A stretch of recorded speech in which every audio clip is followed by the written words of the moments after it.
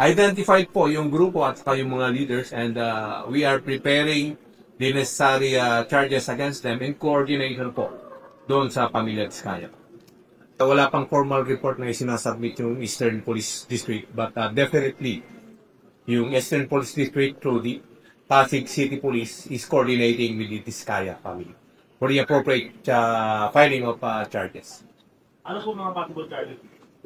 Pinag-aaralan na po natin ng mga investigador natin yung charges na i-file nila, pero ang isang nakikita natin doon is yung malicious mischief at saka yung vandalism. Depende po kung ano magiging resulta ng investigation. We assure everyone na yung sinasabi niyo kanina na about sa incident sa Indonesia, ibang-iba po yung sitwasyon po dito sa atin. And we assure you na yung NCRPO ay ready for any eventualities.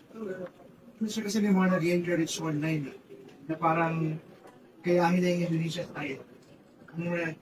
Karapatan po nila yon on the part of the PNP, especially dito sa NCRPO. We are ready po, and we have already, of course, nailatag na po namin yung security plan po namin at may mga deployment po kami ginagawa.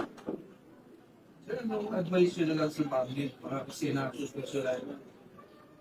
Sa ating mga kababayan, of course, pinapayo po natin na maging mahinahon po bago po sumunod sa mga panghihikayat ng mga ibang grupo.